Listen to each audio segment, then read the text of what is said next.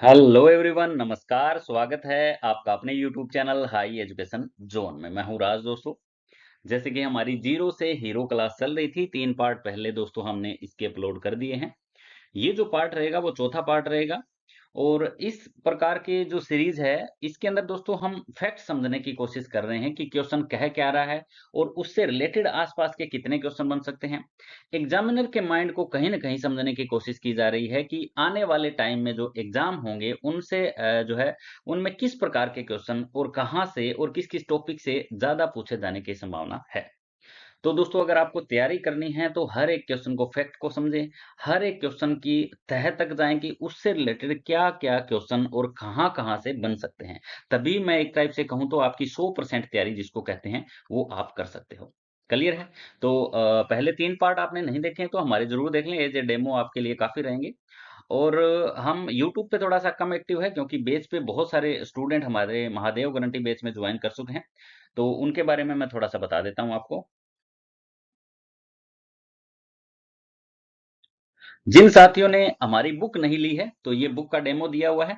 और इस बुक ने पिछले एग्जाम में भी काफी सिलेक्शन जो है दिए हैं और इस बार भी जो है 100 की 100% कारागार ये बुक रहने वाली है। लगभग लगभग जो है हमें 2000 प्लस कैंडिडेट, यानी ये है हमारी काफी पुरानी, यानी 14 अगस्त की है, तो लगभग हमें 2200 कैंडिडेट प्लस ज्वाइन कर चुके हैं। तो इनका सबसे पहले तो मैं तहे दिल से धन्यवाद करना चाहूंगा। उसके बाद देखिए दोस्तों, इस बैच के अंदर आपको लगभग overall video lecture theory plus MCQ series रहेगी इसमें। उसके बाद 150 प्लस आपको टेस्ट मिल जाते हैं, टेस्ट सीरीज में आप प्रैक्टिस कर सकते हो। सिलेक्टेड टॉपिक की पीडीएफ मिल जाती है, आप उनको पढ़ोगे तो विद कलरफुल पीडीएफ है, इनको समझने में आपको किसी भी प्रकार की दिक्कत नहीं होगी। प्रैक्टिस के लिए एक 12,000 एमसीक्यू की पीडीएफ अलग से प्रोवाइड करवाई गई है ताकि आप एक लेसन पढ़ने के बाद अगर उसकी प्रैक्टिस लगाओ, उसके टेस्ट लगाओ तो उसमें आपको किसी भी प्रकार की दिक्कत ना हो। देखिए दोस्तों, हमारा तरीका है हर एक क्वेश्चन के फैक्ट को समझना और उससे रिलेटेड किस प्रकार का क्वेश्चन बनता है। रट्टा मारने की हमारी ना तो महादेव गारंटी बेच में आपको जरूरत है और ना ही आप यूट्यूब पे लेक्चर पढ़े हुए हैं उनको भी आसानी से समझ सकते हो। तो चलिए बिना टाइम बर्बाद किए शुरू करते हैं आज के इस सेशन को।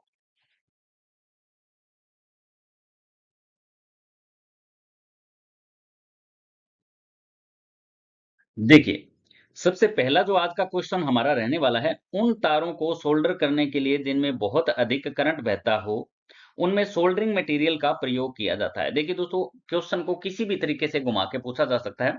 देखिए, अब इस प्रकार का क्वेश्चन आएगा तो हम लेड और टीन वाला लगा के आ जाएंगे, जो हमारा गलत हो जाएगा। क्या हो जाएगा? रॉन्ग हो जाएगा। इस चीज को आपको समझना है।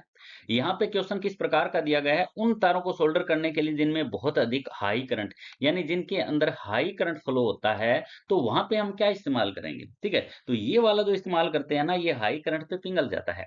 इसलिए इसमें तांबे का मिश्रण मिलाया जाता है। किसका मिलाया जाता है? तांबे का, कॉपर का मिश्रण मिलाया जाता है। तो ये आपको ध्यान में रखना है। इसका जो राइट ऑप्शन रहेगा वो रहेगा ऑप्शन हमारा ए। इसके बारे में थोड़ा सा डिटेल से अगर दोस्तों हम जाने, तो उच्च करंट तारों की विशेषता, ऐसे तारों में करंट अधिक होने के कारण तापमान भी बढ़ जाता है, यानी टेम्परेचर तो बढ़ेगा। साधारण सोल्डर केवल टीन और सीसा का मिश्रण उच्च तापमान पर पिघल जाता है। बिल्कुल सिंपल सी बात है, क्योंकि टीन और सीसा का जो टेम्परेचर होता है, जो गलनांक बिंदु होता है, वो कम होता है। वो भी हम पढ़ेंगे। देखिए, जो टीन का जो गलनांक दिया जाता है ना दोस्तों, वो दिया जाता है 449 डिग्री फ़ारेनहाइट। क्लियर है? और लेड का जो हमारा तापमान जो है दिया जाता है, वो दिया जाता है 6 to 1 डिग्री फ़ारेनहाइट। ठीक है? इन दोनों का मिश्रण अगर पूछा जाए कि इनका कितने डिग्री फ़ारेनहाइट पर होता है, तो आप कहोगे 370 डिग्री फ़ारेनहाइट। ठीक है? ये क्वेश्चन पहले कई एग्जाम में पूछा गया है। थोड़े से पुराने टाइम की आप बात करो तो वहां पे जो है ये क्वेश्चन कई बार पूछा गया है, तो हो सकता है इस बार ये क्वेश्चन देखने को मिल जाए। ठीक है? अगर मैं बात करूं किसकी? टीन की, थोड़ा सा एक बार मैं दोबारा लिख देता हूं। टीन, टीन का हमारा गलनांक बिंदु ये है और लेड का हमारा गलनांक बिंदु ये है। इन दोनों को ही आपको ध्यान में रखना है, क्योंकि यहां से कहीं ना कहीं क्वेश्चन आपको एग्जाम में जरूर फंसा हुआ मिलेगा। बिल्कुल गलत नहीं करना है। देखिए, एक क्वेश्चन को तह तक आपको जाना पड़ेगा। आपको फैक्ट समझने पड़ेंगे, आपको रट्टा नहीं मारना। ठीक है? एक भाई का फोन आया कि मैंने सर उनका बेच ले लिया, वहां इतने लंबे घंटे की क्लास थी तो कुछ समझ में आया नहीं। तो आप समझने की कोशिश करो, टीचर क्या समझाने की कोशिश कर रहा है। ठीक है? क्या बताने की कोशिश कर रहा है, रट्टा नहीं मारना है। रट्टा मारोगे से तो आपको मुझे नहीं लगता किसी भी प्रकार के डाउट जो है वो क्लियर होंगे। रट्टा अभी 1 साल बाद एग्ज़ाम होगा तो आज की जो वीडियो देखी है वो 1 साल बाद तो डिलीट हो जाएगी, आपके दिमाग में कुछ रहेगा ही नहीं। एक बार आपने फैक्ट समझ लिया ना क्वेश्चन का, फैक्ट यानी क्वेश्चन कह क्या रहा है, उसको समझना किस तरीके से है। इसको क्या बोलते हैं दोस्तों? अनुभव बोलते हैं। और हमारा जो समझाने का अनुभव रहा है वो 15 वर्षों का रहा है। 15 वर्षों से हम जो है टेक्निकल पढ़ा रहे हैं और इन्हीं 15 वर्षों के हिसाब से हम एग्ज़ैक्ट ये बता सकते हैं कि आने वाले एग्ज़ाम में किस टॉपिक में से कहाँ से क्वेश्चन पूछा जा सकता है। ठीक है? इसको बोलते हैं एक्सपीरियंस अनुभव। तो उसी के बिहाफ़ पे दोस्तों हम पढ़ा रहे हैं आपको। टेन का दोस्तों हमारा जो गलनांक बिंदु फ़ॉरेनहाइट में बात करें तो 449 रहेगा और लेड का हमारा रहेगा 621 डिग्री फ़ॉरेनहाइट। दोनों का अगर मिक्स पूछा जाए तो आप कहोगे जो टीन और लेड वाली सोल्डर वायर होती है ना उसका गलनांक होता है 370 डिग्री फ़ॉरेनहाइट। क्लियर है? तो ये आपको ध्यान में रखना है। अब एक एग्ज़ाम में एग्ज़ाम हुआ था दोस्तों रेलवे के अंदर, उसमें ना किस हार्ड तक लेवल तक का क्वेश्चन पूछा गया कि जो सोल्डर वायर होती है टिन और लेड की, उसका एसडब्ल्यूजी कितना होता है? शायद ही किसी को पता हो क्योंकि इतना तह तक कोई नहीं जाता ना। तो उसका जो एसडब्ल्यूजी होता है वो या तो 16 होता है और या 18 होता है। ठीक है? इनमें से कोई ऑप्शन दिया जाएगा। एसडब्ल्यूजी का पूरा नाम स्टैंडर्ड वायर गेज होता है। एडब्ल्यूजी का पूरा नाम अमेरिकन वायर गेज होता है। 0 से लेके 36 तक ये मापता है और ये उल्टा काम करता है। यानी 0 नंबर की वायर होगी वो बहुत मोटी वायर होगी। थिकनेस की बात करें और 36 नंबर की वायर होगी वो बहुत ही पतली वायर होगी, ऐसे बहुत ही पतली। 36 नंबर की वायर तो हम सीलिंग फैन जो होता है ना हमारा दोस्तों, सीलिंग फैन छत वाला पंखा, उसके अंदर भी हम 34 और 36 नंबर की वायर यूज़ करते हैं। ठीक है? 34 और 36 यानी 36 नंबर की वायर उतनी पतली हो जाती है। चलिए, ये एक अलग टॉपिक था, हम बात कर रहे थे सोल्डरिंग की। तो सोल्डरिंग के ये इतने बिंदु जो है वो आपको समझने पड़ेंगे, इतने फैक्ट जो है वो समझने पड़ेंगे, तभी जाके आपका सोल्डरिंग से संबंधित जो है वो कॉन्सेप्ट क्लियर हो पाएगा।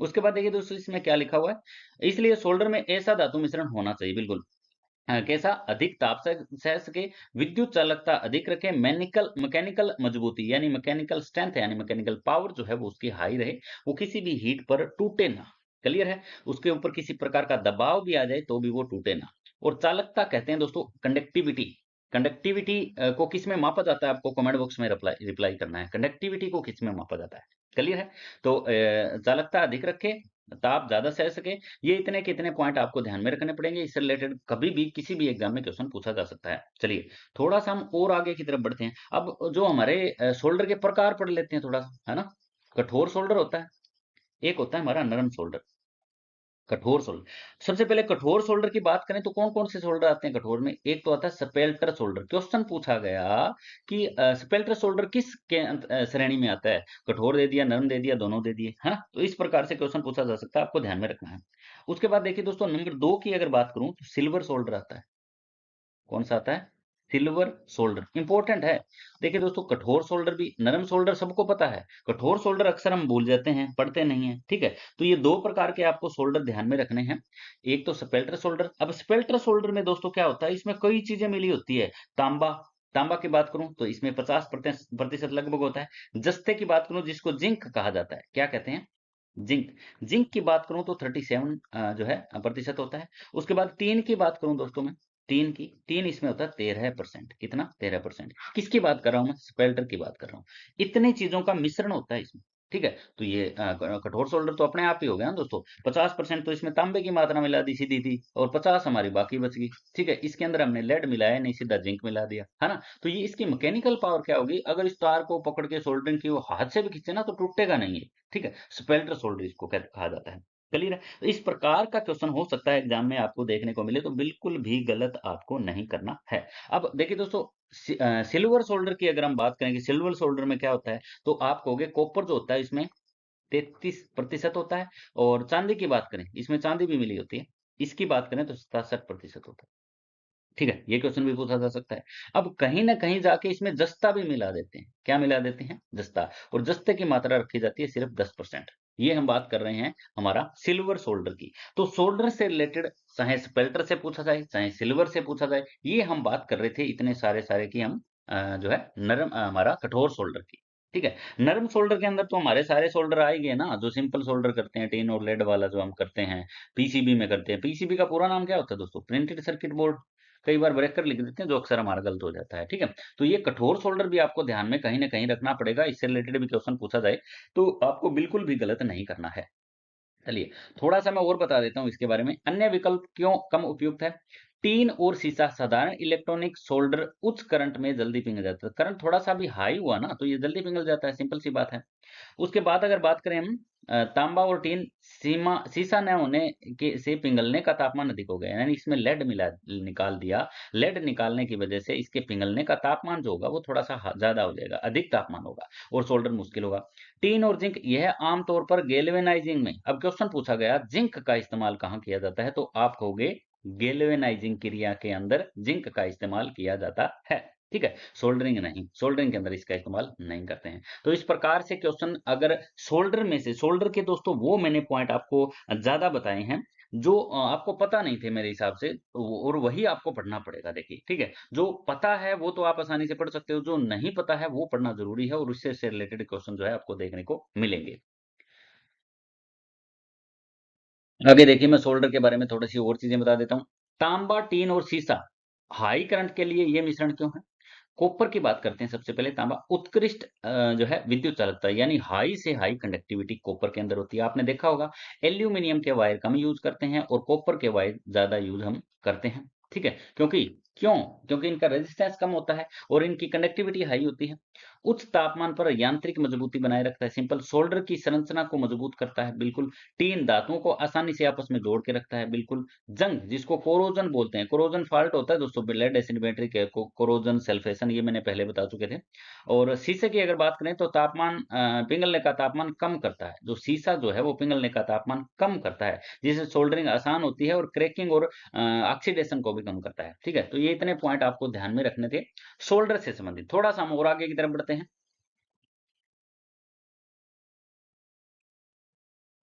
शोल्डर मिक्सर है। शोल्डर, अब सिंपल शोल्डर की बात कर रहे हैं, तो शोल्डर आपको पता ही है टीन और लेड का बनाया जाता है। किसका? टीन और लेड का। आपको कमेंट बॉक्स के अंदर ये रिप्लाई करना है कि 37% क्या होता है और 63% क्या होता है। टीन ये होता है या टीन ये होता है, लेड ये होता है या लेड ये होता है, ये आपको बताना है। मैं देखता हूँ आपने कितना शोल्डर पढ़ा है अभी तक। ठीक है, तो वो पता चल जाएगा। चलिए, अब इसके अंदर हम थोड़े से और पॉइंट नोट डाउन करने की कोशिश करें। तो ये तो आ ही गया, कमेंट में क्या बताओगे? ठीक है, 60% टीन की मात्रा होती है और शीशे की मात्रा होती है 40%। इसे 60-40 सोल्डर कहते हैं, जो इलेक्ट्रॉनिक्स में सबसे आम है, यानी इलेक्ट्रॉनिक सर्किटों के अंदर सबसे ज्यादा इस्तेमाल होने वाली ये सोल्डर वायर है। पिघलने का तापमान जो होता है वो इसका होता है, अब डिग्री सेल्सियस में आ गया। वो पहले मैंने बताया था, वो मैंने बताया था इस वायर का, और वो था हमारा फ़ारेनहाइट में। किसमें था? क्योंकि एग्जामिनर तो क्वेश्चन फ़ारेनहाइट में भी पूछ सकता है और डिग्री सेल्सियस में भी पूछ सकता है ना? तो आपको ध्यान में रखना है। ठीक है, वो मैंने बताया था 337 डिग्री फ़ारेनहाइट, और ये हमारा रहेगा 183 डिग्री से 190 डिग्री तक सेल्सियस तक इसका टेम्परेचर रहता है। सेल्सियस में पूछे जाए तो यहाँ आपको ध्यान में रखना है, और हमारा फ़ारेनहाइट में पूछा जाए तो वो आपको यहाँ पे ध्यान में रखना है। देखिए दोस्तों, हम ज़्यादातर सोल्डर ही पढ़ रहे हैं अभी तक। एक क्वेश्चन भी हमारा 10-12 मिनट हो गए एक क्वेश्चन में ही लगे हुए हैं, क्योंकि ये डाउट क्लियर हो गए ना दोस्तों आपके। जब डाउट ही क्लियर हो गए तो एग्जामिनर किसी प्रकार का क्वेश्चन पूछ ले, बिल्कुल गलत आप नहीं करोगे। देखिए, आगे बढ़ते हैं। टीन, जिसको एसएन से लिखते हैं, टीन को किससे लिखते हैं? एसएन से। सीसा को पीबी से। ठीक है, जैसे हमारी PbO2, ठीक है, स्पंजी लेड या लेड से रिलेटेड, लेड पेरोक्साइड से संबंधित हमारी बैटरी की प्लेटें बनी होती हैं, इनका कलर बदल जाता है। ठीक है, अच्छा एक क्वेश्चन बताओगे आप, बैटरी चार्जिंग के बाद जो हमारी लेड, हमारी जो बैटरी की प्लेटें होती है, पॉजिटिव प्लेट का क्या कलर हो जाता है, और पॉजिटिव प्लेट किसकी बनी होती है? आपको कमेंट बॉक्स के अंदर रिप्लाई करना है, क्योंकि मैंने पिछली वीडियो के अंदर बहुत ही शानदार तरीके से जो है ये कॉन्सेप्ट आपको समझाया था। अब इसके अंदर क्या है? टीन और सीसा पीबी का मिश्रण क्यों होता है? आसानी से अन्य धातुओं के साथ जुड़ जाता है, सिंपल सी बात है। ऑक्सीकरण से बचाता है, जोड़ को चमकदार बनाता है, जोड़ को चमकदार और चिकना बनाता है। कौन बनाता है? तो आप कहोगे टीन। क्वेश्चन पूछा गया सोल्डरिंग आयरन के अंदर जो जोड़ लगता है उसको चमकदार और चिकना कौन बनाता है? तो आप कहोगे टीन बनाता है। क्लियर है? उसको ऑक्सीकरण से कौन बचाता है? तो आप कहोगे टीन बचाता है।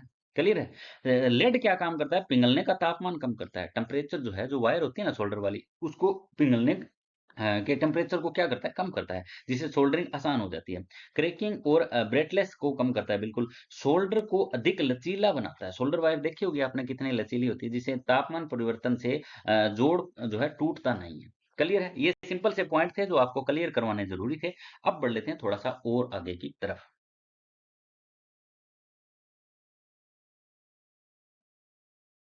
अन्य विकल्प क्यों नहीं, ये हम पढ़ चुके हैं हम लगभग सारा। तीन निकेल और हमारा अन्य विकल्प देख लेते हैं। निकेल जो बनी होती है ना दोस्तों, वो निकल और हमारे क्रोमियम की बनी होती है।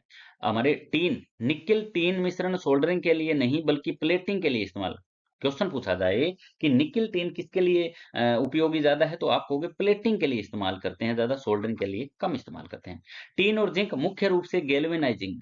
टीन और जिंक, जिंक मिल गया तो आपको गैल्वेनाइज ध्यान में रखना है। गैल्वेनाइजिंग के लिए किस प्रकार की धातु का इस्तेमाल किया जाता है, तो आप कहोगे हमारी जिंक का। तांबा और सीसा, इसे पिघलने का तापमान ज्यादा होता है, इसलिए इलेक्ट्रॉनिक सर्किटों के अंदर ये सबसे ज्यादा उपयुक्त है। तांबा और लेड यानी कॉपर और लेड का इस्तेमाल करते हैं इलेक्ट्रॉनिक सोल्डरिंग के सभी सर्किटों के अंदर। क्लियर है। उसके बाद थोड़ा सा हम और आगे की तरफ बढ़ते हैं। फायदे क्या है, जल्दी पिघलता है, सबसे पहले क्या फायदा है, जल्दी पिघलता है ये। उसके बाद काम को तेज और आसान करता है, मजबूत विद्युत कनेक्शन बनाता है, ऑक्सीकरण को रोकता है और सतह पर आसानी से फैल जाता है। इसके ये फायदे हैं। ठीक है, थोड़ा सा हम और आगे की तरफ बढ़ते हैं।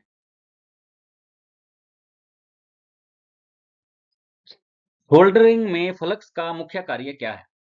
सोल्डरिंग के अंदर हम फ्लक्स यूज करते हैं, धातु को ठंडा करना, ऑक्सीजन की परत हटाना, धातु को पिघलाना, जोड़ को मजबूत करना। इसका जो राइट ऑप्शन रहेगा वो रहेगा आपका ऑप्शन बी, ऑक्सीकरण की परत को हटाना। इसका पहला काम होता है। क्या काम होता है, ऑक्सीकरण की परत को हटाना। अब देखिए जो फ्लक्स जो होते हैं ना दोस्तों, फ्लक्स होते हैं वो दो प्रकार के आपके होते हैं। एक तो होता है नॉन कोरोसिव फ्लक्स। पहला कौन सा होता है, आप कहोगे कोरोसिव फ्लक्स और नॉन कोरोसिव फ्लक्स। इसको बोलते हैं हम सी कोरोसिव फ्लक्स। ठीक है, अब कोरोसिव फ्लक्स कौन सा होता है, इनके अंदर क्या होता है ना, जो हमारी धातु होती है, कोई भी मटेरियल इसमें यूज करते हैं तो उसके अंदर जो है तेजाब ज्यादा होता है। कोरोसिव फ्लक्स के अंदर तेजाब की मात्रा ज्यादा होती है, जिसे जहां भी हम यूज करते हैं उसमें जंग लगने का खतरा ज्यादा रहता है। कोरोसिव फ्लक्स की हम बात कर रहे हैं। ठीक है, अब इसमें आते कौन से हैं, इसके अंदर आपका आएगा hydrochloric acid flux. Hydrochloric acid flux, सबसे पहला तो ये है। दूसरा कौन सा आएगा, तो आप कहोगे जिंक क्लोराइड फ्लक्स। जिंक लिख दिया मैंने, जिंक क्लोराइड फ्लक्स। क्लियर है। तीसरे की अगर दोस्तों मैं बात करूं तो ammonia chloride flux. Ammonia, ammonia कौन सा होता है, अमोनिया क्लोराइड फ्लक्स। स्टील के भागों को जो साफ करने के लिए इस्तेमाल किया जाता है। अब इसमें क्या होगा दोस्तों, जो क्रोसिव फ्लक्स है इनके सभी के बीच में क्लोराइड आ रहा है। आ रहा है कि नहीं आ रहा, ठीक है, तो ये आपको ध्यान में रखना है। जो कोरोसिव फ्लक्स होते हैं इनमें तेजाब ज्यादा होता है, जिसे जंग लगने का खतरा रहता है। और इनके पॉइंट ये है हमारे, हाइड्रोक्लोरिक एसिड जो हमारा फ्लक्स हो जाता है, फिर हमारा हो जाता है जिंक क्लोराइड फ्लक्स हो जाता है, फिर हमारा अमोनिया क्लोराइड फ्लक्स हो जाता है। तो ये फ्लक्स जो है वो है जिनसे जो है एक टाइप से जंग लग जाता है। अब नॉन कोरोसिव जो फ्लक्स होते हैं ना, इनसे किसी भी प्रकार का, नॉन कोरोसिव में तेजाब नहीं होता, इनसे ना कोई जंग लगता है ना कोई दिक्कत होती है। जो सिंपल हल्के हल्की जगह यूज करते हैं वो हमारा नॉन कोरोसिव फ्लक्स होता है। इनके ऊपर जो है, जैसे मैं बात करूं टेलो की, एक टेलो फ्लक्स होता है, टेलो फ्लक्स। अब क्वेश्चन पूछा जाए टेलो फ्लक्स किसका बना जाता है, ये क्वेश्चन पूछा गया था एक एग्जाम में।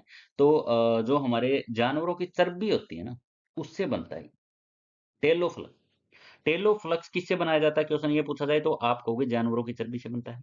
टेलो फ्लक्स का यूज कहां करते हैं, तो प्लम्बर के काम में जो सीटें होती है, उन सीटों या पाइपों को सोल्डरिंग करने के लिए। प्लम्बर का जो काम होता है ना दोस्तों, प्लम्बर के कार्य में या तो पाइप या हमारी सीटों को सोल्डरिंग करने के लिए इसका इस्तेमाल किया जाता है, टेलो फ्लक्स का अगर पूछ लिया जाए। ठीक है, उसके बाद बोरेक्स होता है। बोरेक्स का प्रयोग कहां किया जाता है, ये एक बार मैं साफ कर देता हूँ। नंबर 2 की बात कर लेते हैं, बोरेक्स की। हम अब बात कर रहे हैं किसकी, आप कहोगे नॉन कोरोसिव फ्लक्स की, बोरेक्स। बोरेक्स का इस्तेमाल किया जाता है ब्रेजिंग के अंदर। किसके अंदर इस्तेमाल करेंगे, आप कहोगे ब्रेजिंग के अंदर इसका इस्तेमाल किया जाता है। उसके बाद दोस्तों हमारा एक रेजिन या रोजिन फ्लक्स होता है। कौन सा, रेजिन या रोजिन। तो इलेक्ट्रिकल के कार्यों में सबसे ज्यादा इस्तेमाल होता है रोजिन फ्लक्स। कौन सा, रोजिन फ्लक्स सबसे ज्यादा इस्तेमाल होता है। ठीक है, और इसका टेम्परेचर बिंदु होता है, कई बार पूछा गया है एग्जाम में, 80 डिग्री हमारा सेल्सियस से 100, हाँ ओनली 100 डिग्री सेल्सियस तक इसका जो है टेम्परेचर बिंदु होता है। यूज कहाँ करते हैं, तांबे के, पित्तल के। ठीक है, कोई भी प्रकार के कनेक्शन है तो उसके अंदर हम रेजिन फ्लक्स का इस्तेमाल कर सकते हैं। बिजली के कार्य में सबसे ज्यादा जो फ्लक्स इस्तेमाल किया जाता है वो हमारा किया जाता है रेजिन, ठीक है। एक हमारा ओलिव ऑयल भी रह गया था, हल्के से जो तेजाब के साथ इस्तेमाल करते हैं किसी भी जॉब को इस्तेमाल करने के लिए और उसको ऑक्सीडेशन से बचाने के लिए हमारा ओलिव ऑयल का भी इस्तेमाल किया जाता है, ठीक है। एक हमारा मैंने और बताया था शायद, एक हमारा रह गया था बीच में, वो था हमारा जो है पेस्ट के रूप में जो फ्लक्स आता है, ठीक है। जो नहीं, इसका डायग्राम भी दिया है, ठीक है। जिंक क्लोराइड और ग्लिसरीन को मिलाकर पेस्ट बनाते हैं। ये जो पेस्ट बनाते हैं दोस्तों, ये वाला जो दिखाई दे रहा है, ये एक तो आपका क्लोराइड जिंक क्लोराइड और दूसरा है आपका ग्लिसरीन। इन दोनों को मिलाकर जो है ये बनाया जाए। क्वेश्चन कहीं से भी, देखिए दोस्तों, एग्जामिनर क्वेश्चन कहीं से भी दे सकता है, तो आपको इनका ध्यान में रखना है। और सबसे ज्यादा जो है यही पेस्ट इस्तेमाल किया जाता है। इलेक्ट्रॉनिक्स कार्य के जितने भी बारीक जोड़ होते हैं, ये आपको डब्बी दिखाई दे रही होगी, इस डब्बी को कहा जाता है पेस्ट, ठीक है। जो ये हमारा एक टाइप से सिंपल फ्लक्स होता है, ये बना किसका होता है, तो आप कहोगे जिंक क्लोराइड और ग्लिसरीन का जो है मिक्स मिलाकर जो है इसका इस्तेमाल किया जाता है। क्वेश्चन पूछा गया चर्बी के जानवरों से कौन सा पेस्ट बनाया जाता है, तो आप कहोगे टेलो। किसका इस्तेमाल करते हैं, टेलो, ठीक है। बोरेक्स का इस्तेमाल कहाँ करते हैं, तो आप कहोगे ब्रेजिंग के अंदर। तो ऐसे ऐसे क्वेश्चन हैं दोस्तों जो आपको ध्यान में रखने पड़ेंगे। बुक के अंदर भी बहुत सारा, ये निचोड़ में इतना जो आपको बता रहा हूँ, ये बुक के अंदर आपको एक ही बुक के अंदर सारा नहीं मिलने वाला है, क्योंकि बुक के अंदर जो दिया हुआ है वो शॉर्टकट में दिया हुआ है, ठीक है। लेकिन एग्जामिनर क्वेश्चन कहीं से पूछ सकता है, तो आपको बिल्कुल ये ध्यान में रखना है। अब फ्लक्स जो है, फ्लक्स के कार्य में अगर कहूँ कि क्या-क्या कार्य होते हैं फ्लक्स के, तो सबसे पहले मैं छोटा-सा लिख देता हूँ, ठीक है? टाइम तो देखो दोस्तों लगेगा। एक-एक लेक्चर के अंदर, एक-एक वीडियो के अंदर हमारा टाइम लगता है, और टाइम लगने का यही कारण है कि हम कॉन्सेप्ट क्लियर करवा देते हैं। ऑक्साइड को नहीं बनने देता, एक ही नाम लिखूँगा मैं, ऑक्साइड को नहीं बनने देता। नंबर 2 की बात करें, तो किसी प्रकार की जो सोल्डरिंग करते हैं, पुर्जों को हानि नहीं होने देता है। पुर्जों को हानि से, किसी भी प्रकार की हानि से क्या करता है, बचाता है। क्योंकि देखिए दोस्तों, पूरी हीट के साथ किसी पुर्जे के ऊपर आप सोल्डरिंग आयरन लगाओगे तो वो फट भी सकता है, वो खराब भी हो सकता है, तो उसको ये बचाता है। फ्लक्स क्या काम करता है, उसको सेफ रखता है कहीं न कहीं, ठीक है? और जो हमारी सोल्डरिंग के बाद जो ऑक्सीडेशन की क्रिया होती है, ऑक्सीडेशन, एक परत जम जाती है, जब सोल्डरिंग करते हैं ना दोस्तों, तो जॉब के ऊपर एक परत जम जाती है। उस जॉब को जो है ऑक्सीडेशन क्रिया के द्वारा जो है जो उसके ऊपर एक हमारी कोरोजन की जो तह जम जाती है, उसको ये जल्दी से हटा देता है। फ्लक्स का ये भी कार्य है। तो फ्लक्स के अलग-अलग कार्य अलग-अलग जगह होते हैं। नंबर 4 की बात करूँ तो फालतू अवशेष को भी साफ करता है। फालतू अवशेष भी मैं कह सकता हूँ, उनको भी ये कहीं न कहीं साफ़ करता है। तो इस प्रकार से भी क्वेश्चन पूछा जा सकता है, तो मैंने काफ़ी पॉइंट जो है आपको क्लियर करवा दिए हैं। उसके बाद फ्लक्स क्या है? ये फ्लक्स एक रासायनिक पदार्थ है जिसे सोल्डरिंग से पहले या दौरान जोड़े जाने वाले धातु के सतह पर लगाया जाता है। तरल, पेस्ट या पाउडर के 3 रूपों में फ्लक्स मिलता है। क्वेश्चन पूछा गया फ्लक्स कैसे मिलता है? ऑप्शन ए दिया गया तरल, 2 दिया गया पेस्ट, 3 दिया गया पाउडर, उपरोक्त सभी डी ऑप्शन दिया गया। तो आप कहोगे तीनों ही प्रकार के फ्लक्स जो है मिलते हैं। फ्लक्स कितने प्रकार के होते हैं? 2 प्रकार के होते हैं, एक कोरोसिव फ्लक्स, एक हमारा नॉन कोरोसिव फ्लक्स है। कोरोसिव फ्लक्स के अंदर तेजाब मिला होता है, तो उसमें जंग लगने का खतरा रहता है। हाइड्रोक्लोरिक एसिड फ्लक्स और जिंक क्लोराइड और एक अमोनिया क्लोराइड, ये हमारे होते हैं corrosive flux. Non corrosive flux में हमारे olive oil, tallow, borax, paste, resin, ये सभी प्रकार के आ जाते हैं। अब देखिए दोस्तों, फ्लक्स के कार्य यहाँ मैंने बता दिए थे वैसे तो, ये अलग से ये लेकिन और लिखा हुआ है। धातु की सतह पर हवा के संपर्क में आने से पहले ऑक्साइड परत बन जाती है, तो उसको हटाएगा। यह परत सोल्डर को धातु से चिपकने नहीं देती। फ्लक्स यह ऑक्साइड परत को रासायनिक रूप से घोल देता है और हटा देता है। नई ऑक्साइड परत बनने से रोकता है। सोल्डरिंग के समय गर्मी से धातु पर तुरंत ऑक्साइड बनने का खतरा रहता है। फ्लक्स एक परत बनाकर धातु को हवा से ऑक्सीजन को बचाता है। हवा के ऑक्सीजन से बचाता है। सोल्डर का फैलाव वेटिंग जिसको बोलते हैं, आसान बनाना। फतह फ्लक्स सतह की सफाई और सतह तनाव को कम करके सोल्डर को समान रूप से फैलाने में, मतलब जो सोल्डर लगाएंगे ना, उसको सारी जगह समान रूप से फैलाने का भी काम हमारा फ्लक्स करता है। तो मैंने फ्लक्स के सारे प्रकार बता दिए। फ्लक्स से रिलेटेड कोई क्वेश्चन पूछा जाएगा तो वो आपका गलत नहीं होना चाहिए। थोड़ा-सा हम फ्लक्स और पढ़ लेते हैं।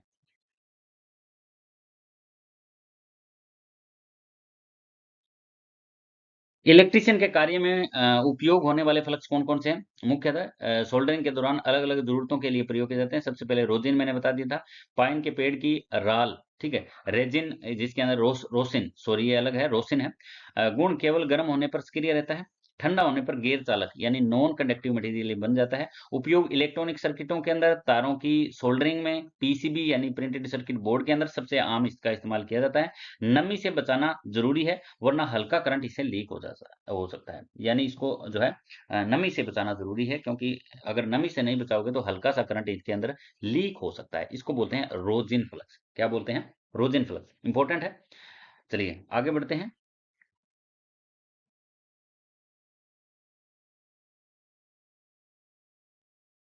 रोजिन एक्टिवेटेड फ्लक्स कौन सा है? जिसको आरए फ्लक्स बोलते हैं। दूसरा नाम क्या है इसका? रोजिन एक्टिवेटेड फ्लक्स, जिसको आरए फ्लक्स के नाम से भी जाना जाता है।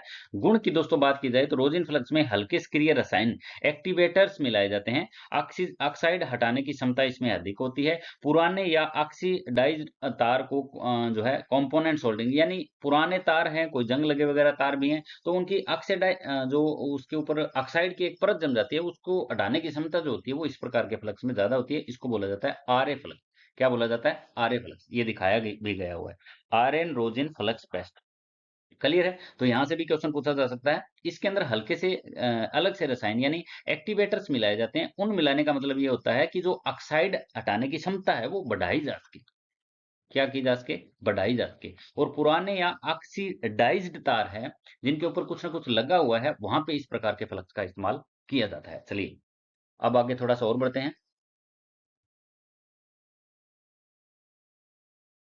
नॉन क्लीन फ्लक्स ये हम पढ़ चुके हैं लगभग सारा का सारा। गुण जो है इसका क्या है? इसके इस्तेमाल होने के बाद साफ करने की जरूरत नहीं। अवशेष कम और गैर चालक जो है का उपयोग इसमें किया जाता है। उपयोग की अगर बात करें तो घरों, ऑफिसों, ऐसे उपकरणों की सोल्डरिंग जहां बाद में सफाई कठिन कठिन होती है, जहां साफ करने की जो है कठिनाई होती है एक प्रकार से, वहां इसका इस्तेमाल किए जाते हैं। छोटे इलेक्ट्रॉनिक्स सर्किटों उपकरणों के अंदर इनका सबसे ज्यादा इस्तेमाल किया जाता है। नो क्लीन फ्लक्स, इसका नाम ही ऐसा ही है, नो क्लीन फ्लक्स, तो मतलब इसको बाद में क्लीन करने की जरूरत जो है वो नहीं है।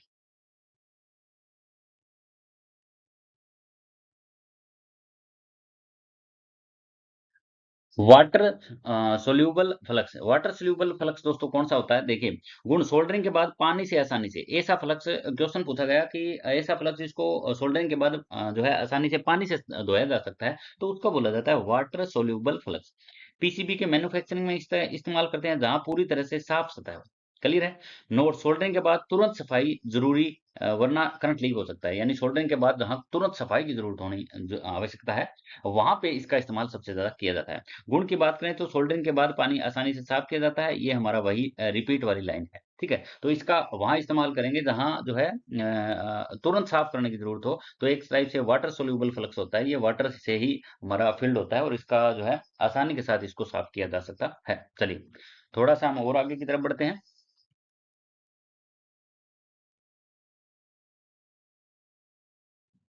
एसिड फ्लक्स क्या होता है? आमतौर पर जिंक क्लोराइड और अमोनिया क्लोराइड। एसिड फ्लक्स मैंने बताया था ना कि एक तो हमारा जो कोरोसिव फ्लक्स था, जिसमें हाइड्रोक्लोरिक एसिड फ्लक्स और जिंक क्लोराइड फ्लक्स और अमोनिया क्लोराइड फ्लक्स था, उसकी हम बात कर रहे हैं। तो आमतौर पर जिंक क्लोराइड और अमोनिया क्लोराइड जो है इसमें सामग्री का प्रयोग करते हैं। बहुत ज्यादा सक्रिय जंग ऑक्साइड तुरंत हटाता है। प्लम्बिंग, मेटल बॉडी वर्क, मोटे तारों और केबलों की लग्स की सोल्डरिंग, इलेक्ट्रॉनिक सर्किटों में इस्तेमाल नहीं होता है। ठीक है? और क्योंकि यह जंग पैदा कर सकता है, इसलिए इलेक्ट्रॉनिक सर्किटों में हमारा जो एसिड फ्लक्स है उसका इस्तेमाल नहीं किया जाता है। ये आपकी एक बोतल टाइप दिखाई गई है, इसके अंदर जो फ्लक्स है वो है आपका एसिड टाइप फ्लक्स। ठीक है? और ये बनाया किसका जाता है? तो आप सिंपल कह सकते हो ये हमारा जिंक क्लोराइड और अमोनिया क्लोराइड का बना होता है। लिक्विड फ्लक्स की दोस्तों बात करें तो सिंपल है। ब्रश ड्रॉपर स्प्रे से लगाया जाता है। छोटे कंपोनेंट और सोल्डरिंग में इस्तेमाल किया जाता है। रिपेयर वर्क और पीसीबी के अंदर भी इसका जो है रीवर्क के लिए इस्तेमाल किया जाता है। ये हमारा लिक्विड फ्लक्स। ठीक है? ये मैं इसलिए बता रहा हूँ क्योंकि आपको देखने से थोड़ा सा आइडिया हो जाए कि इस प्रकार का भी कोई फ्लक्स होता है। फ्लक्स आपने देखा ही एक प्रकार का है।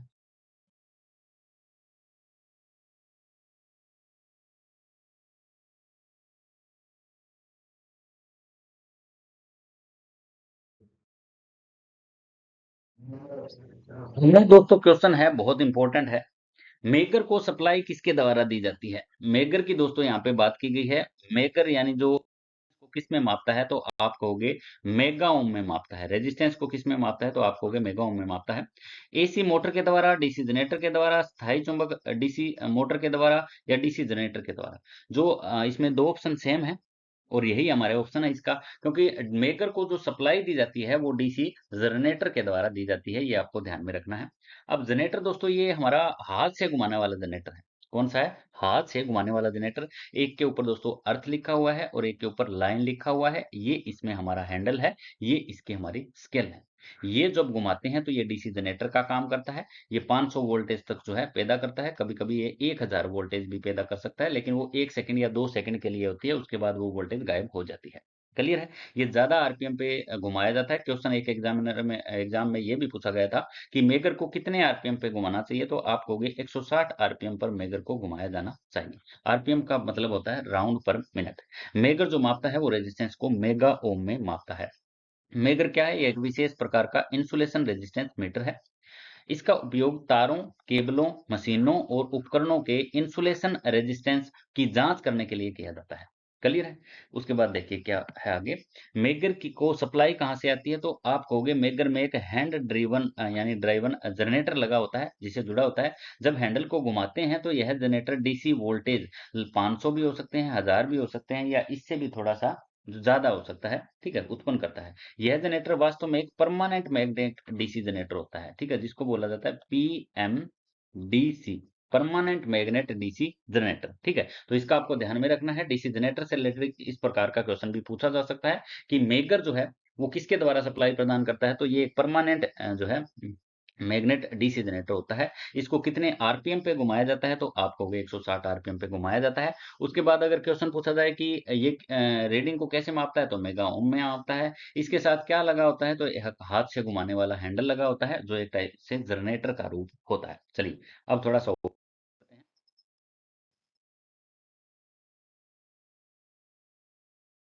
आगे हमारा है, जो हमारा मेगर होता है उसको एसी सप्लाई से क्यों नहीं जोड़ा जाता, यानी उसको डीसी सप्लाई से जोड़ा जाता है, डीसी से ही हम मापते हैं। एसी सप्लाई दी जाए तो रेजिस्टेंस माप सही नहीं होगा, क्योंकि एसी में कैपेसिटेंस और इंडक्टेंस के कारण लीकेज करंट भी आता है। यानी जो है हमें तो एक्चुअल रीडिंग चाहिए, और एक्चुअल रीडिंग जो है एसी सप्लाई में नहीं दे सकते, क्योंकि एसी सप्लाई में कैपेसिटेंस होता है और इंडक्टेंस होता है। कैपेसिटेंस को किस में मापते हैं तो आप कहोगे फेरेड में मापते हैं। किसमें? फेरेड में। इंडक्टेंस को किसमें मापते हैं तो आप कहोगे हेनरी में मापते हैं। किसमें मापते हैं? हेनरी में। अगर इनके आगे रिएक्टेंस लगा देना दोनों के, इंडक्टिव रिएक्टेंस, कैपेसिटिव रिएक्टेंस, उसको ओम में मापते हैं। लीकेज करंट भी आता है, इसलिए इनका हमें चाहिए जो है एक्चुअल रीडिंग, लेकिन एक्चुअल ये देगा नहीं क्योंकि इसमें लीकेज करंट आता है, इसलिए डीसी सप्लाई का उपयोग जो है किया जाता है।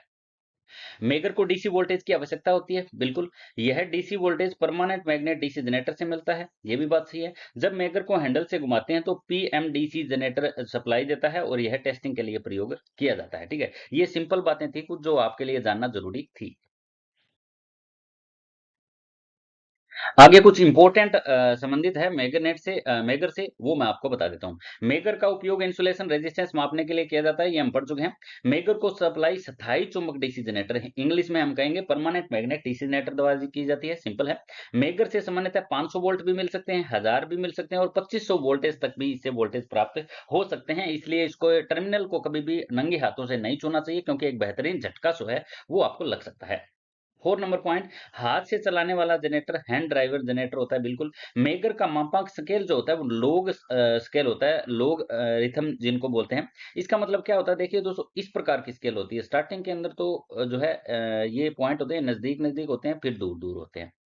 ठीक है, इसको कहते हैं लोगरिथम स्केल, यानी 1 2 3 4 फिर 5 फिर 6 7, इस प्रकार की रीडिंग होती है। ठीक है, स्टार्टिंग के अंदर नजदीक होती है, फिर एकदम से क्या हो जाती है, दूर दूर हो जाती है। इसको बोलते हैं हमारी लोग रिथम स्केल, जिसको लोग स्केल बोलते हैं। इसका उपयोग केबल, मशीन, ट्रांसफार्मर, मोटर के इंसुलेशन टेस्ट में किया जाता है, बिल्कुल। मेगर का प्रतिरोध मापने की रेंज होती है वो 0.1 मेगा ओम से लेकर 1000 मेगा ओम तक हो सकती है। हो सकती है, अलग अलग रेंज के अंदर अगर अलग अलग मेगर हमारे आते हैं। एसी सप्लाई से इंसुलेशन टेस्ट नहीं किया जाता, क्योंकि यह सही मान नहीं देता है, ये पढ़ चुके हैं, इसलिए केवल डीसी सप्लाई का प्रयोग किया जाता है। मेगर का भाग परमानेंट मैग्नेट जनरेटर और मूविंग कॉइल ओम मीटर। एक इसके अंदर दो ही भाग मुख्य होते हैं मेगर के। एक हमारा इसमें परमानेंट मैग्नेट डीसी जनरेटर होता है, दूसरा जो होता है वो मूविंग कॉइल ओम मीटर होता है। क्या होता है? मूविंग कॉइल ओम मीटर लगा होता है जो रेजिस्टेंस को मापता है।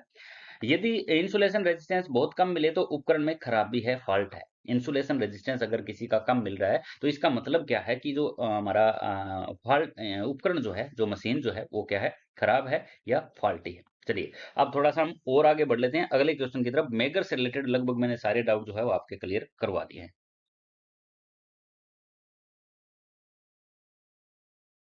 निम्न में से कौन सा ट्रांसफार्मर का भाग नहीं है? ट्रांसफार्मर का भाग दोस्तों आपको बताना है, तापमान गेज ट्रांसफार्मर का भाग होता है, कंजर्वेटर भी होता है, इंटरपोल नहीं होते हैं, क्रोड यानी कोर जो होती है वो होता है। तो इसका राइट ऑप्शन हमारा रहेगा सी, इंटरपोल। इंटरपोल कहाँ लगाए जाते हैं? तो आप कहोगे डीसी जनरेटर के जो है आर्मेचर रिएक्शन होता है वहां पे जो है इंटरपोल का इस्तेमाल किया जाता है। मेन पोलों से छोटे पोल होते हैं, मोटा तार और कम टर्न देकर इनके ऊपर वाइंडिंग की जाती है। इंटरपोल की अगर बात करें तो ठीक है, ये किस में लगे होते हैं? तो आप कहोगे डीसी जनरेटर। ओवरऑल मशीनों की बात की जाए तो सिर्फ और सिर्फ डीसी जनरेटर के अंदर इंटरपोल लगे होते हैं। आर्मेचर रिएक्शन को कम करने के लिए इंटरपोल लगाए जाते हैं। तापमान गेज थोड़ा सा हम देख लेते हैं। सबसे पहले कंजर्वेटर ड्रम देखते हैं।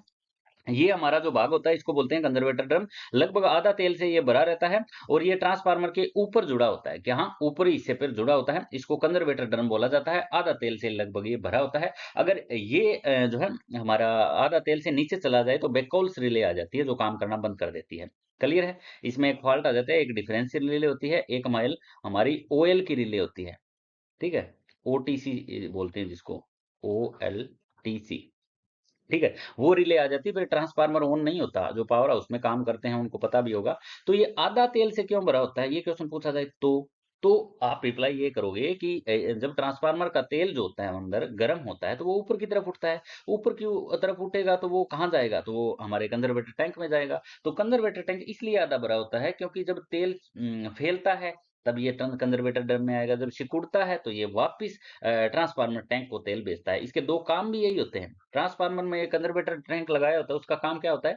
जैसे ही ट्रांसफार्मर टैंक के अंदर तेल ज्यादा होता है तो उस तेल को ये अपने अंदर समा लेता है। जैसे जरूरत होती है, कम होता है, तो ये ट्रांसफार्मर टैंक को वापस तेल दे देता है। अब फैलता कब है? गर्मी के मौसम में। गर्मी के मौसम में तेल हीट होता है और वो फैल जाता है। फैलने की वजह से वो जो है कंजर्वेटर ड्रम में आ जाता है। क्लियर है? अब सिकुड़ता कब है? ठंडे मौसम में। जब सर्दियों का मौसम होता है तो ट्रांसफार्मर का तेल सिकुड़ता है और वो हमारे कंजर्वेटर ड्रम से लेके ट्रांसफार्मर टैंक के अंदर आ जाता है। सिंपल बात है। ब्रीदर ब्रीदर के अंदर भरी होती है सिलिका जेल। क्या भरी होती है? Silica gel. और एकदम फ्रेश सिलिका जेल का कलर जो होता है वो नीला होता है। क्या होता है? नीला। ठीक है, जब इसके अंदर नमी आ जाती है तो ये गुलाबी हो जाता है। क्या हो जाता है? गुलाबी। और ये अगर सिलिका जेल खराब हो जाए तो इसका कलर हो जाता है काला। ये कलर से भी ध्यान रखिएगा आप, क्योंकि कलर से रिलेटेड लाजमी है, क्वेश्चन पूछा जाएगा ब्रीथर से। ब्रीथर के अंदर सिलिका जेल भरी होती है। सिलिका जेल का काम होता है अंदर से हवा लेके बाहर बाहरी एटमॉस्फेयर से हवा लेके इस हवा के अंदर जो नमी है उसको सो के फ्रेश हवा ट्रांसफार्मर के कंजर्वेटर टैंक से तक पहुंचाना। क्योंकि कंजर्वेटर टैंक के अंदर अगर ऑयल जो भरा हुआ है उसमें किसी भी प्रकार की नमी है तो ये जो हवा होती है, ये जो एक टाइप से इसको कहते हैं ट्रांसफार्मर का सांस लेना। ठीक है, तो ये प्रक्रिया जो है चलती रहती है और ट्रांसफार्मर कंजर्वेटर ड्रम के अंदर जो ऑयल आया हुआ है उसके अंदर कोई नमी है तो उसको ये तुरंत सोख लेता है। क्लियर है? तो ये हो जाता है। बेकोल्स रिले क्या काम करती है? ये हमारे कंजर्वेटर ड्रम और हमारे ट्रांसफार्मर टैंक के बीच लगी होती है।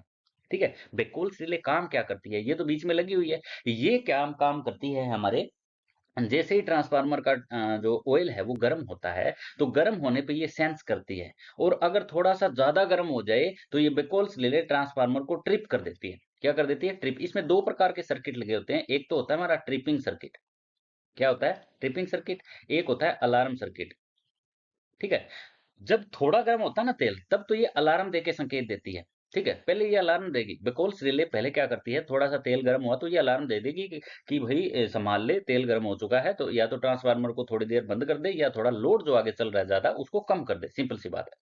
ट्रिपिंग कम करेगा ये जब आपने संभाला नहीं। सबसे पहले अलार्म दी, आप भूल गए, आप कहीं काम लगे हुए थे, आपने ध्यान नहीं दिया, तो ये बाद में ट्रिप कर देगी। पूरे ट्रांसफार्मर को, पूरे सर्किट को ट्रिप कर देगी। ठीक है, फ्लोटिंग जो है स्विच लगा होता है गैस पे काम करता है वो। जब तेल इस बेकोल्स रिले के अंदर से निकलता रहता है, तो वो गैस उसके संपर्क में आती है, और वो गैस जब ठंडी होती है तो इंसुलेटर होती है, गर्म होने पे वो कंडक्टर बन जाती है, जिसकी वजह से जो सर्किट होते हैं, जो फ्लोटिंग आर्म होते हैं, वो आपस में टच हो जाते हैं, और इस सिद्धांत पे ये काम करता है। बेकोल्स रिले की हम बात कर रहे हैं, मोस्ट इंपोर्टेंट पॉइंट है हमारा ट्रांसफार्मर का। ज्यादातर क्वेश्चन या तो बेकोल्स रिले को से रिलेटेड देखने को मिलते हैं, या ब्रीथर से रिलेटेड क्वेश्चन देखने को मिलते हैं। क्लियर है?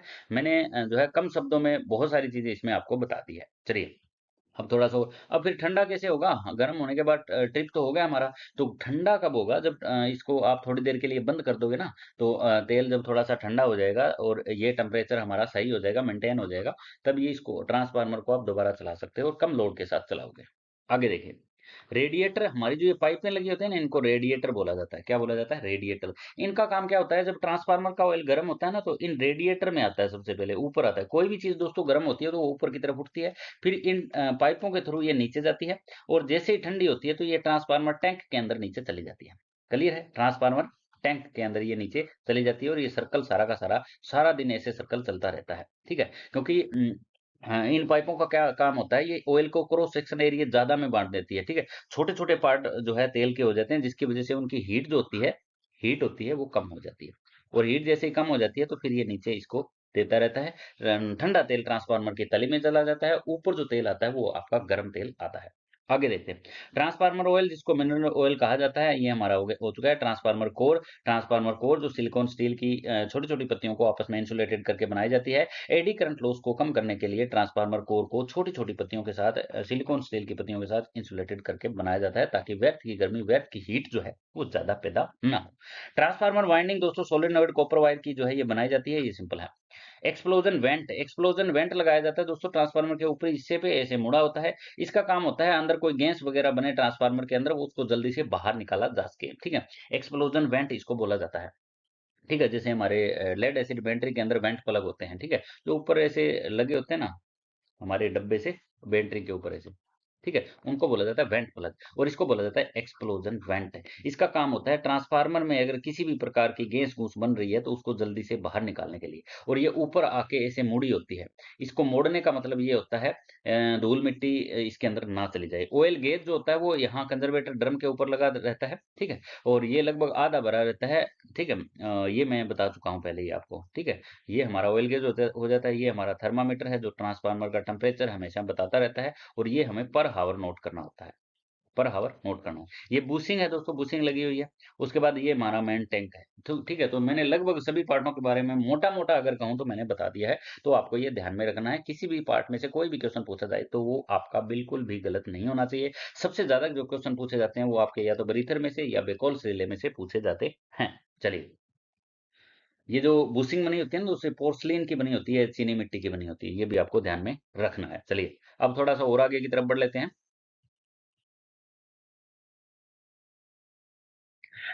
ट्रांसफार्मर के बारे में कुछ मोस्ट इंपोर्टेंट पॉइंट है वो देख लेते हैं। एसी वोल्टेज को बढ़ाना या घटाना सिंपल सी बात है, यह एसी सप्लाई पर काम करता है, डीसी पर नहीं काम करता है।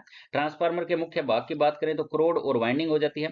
क्रोड की बात करें यानी कोर की बात करें तो सिलिकॉन स्टील की छोटी छोटी पत्तियों से इंसुलेटेड करके बनाया जाता है। प्राइमरी और सेकेंडरी वाइंडिंग होती है, सिंपल सी बात है। ट्रांसफार्मर का सिद्धांत जो है वो विद्युत चुंबकीय प्रेरण यानी इलेक्ट्रोमैग्नेटिक इंडक्शन के सिद्धांत पे काम करता है, जिसको म्यूचुअल इंडक्शन हम कह सकते हैं। ट्रांसफार्मर जो होता है वो म्यूचुअल इंडक्शन के सिद्धांत पे काम करता है। ये म्यूचुअल इंडक्शन इलेक्ट्रोमैग्नेटिक इंडक्शन में से ही निकला हुआ है। ट्रांसफार्मर का मुख्य नुकसान क्या है?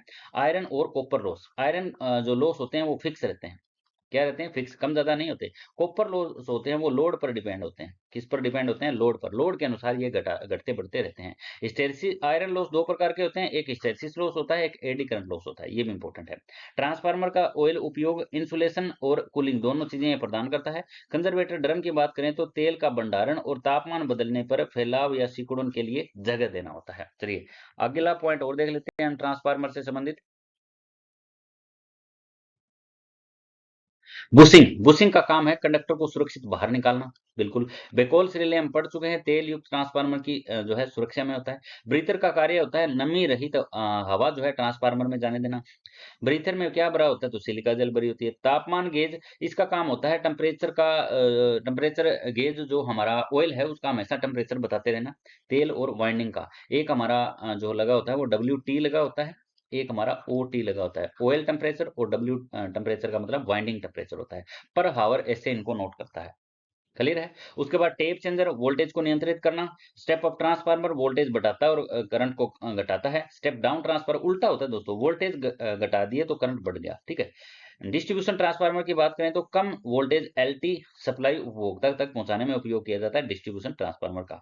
ट्रांसफार्मर का वह भाग जो नहीं होता उसको कहते हैं इंटरपोल, जो हम पढ़ चुके हैं, जो DC मशीन के अंदर होते हैं। चलिए, ये थे हमारे कुछ शानदार और महत्वपूर्ण पॉइंट।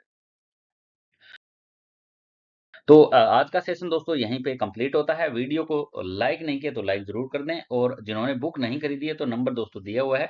इस नंबर पे आप जो है मैसेज या कॉल करके बुक ले सकते हो। हमारा बैच ज्वाइन नहीं किया तो वो भी आप कर सकते हो। और यूट्यूब पे थोड़ा-सा मैं कम एक्टिव इसलिए है क्योंकि बैच के अंदर स्टूडेंट ज़्यादा है, तो वहाँ पे जो है उनको बेस्ट से बेस्ट कंटेंट प्रोवाइड करवाना जो है हमारा जो है मेन मकसद रहता है। मिलते हैं दोस्तों जल्द ही नेक्स्ट वीडियो में, तब तक नमस्कार, जय हिंद, जय भारत।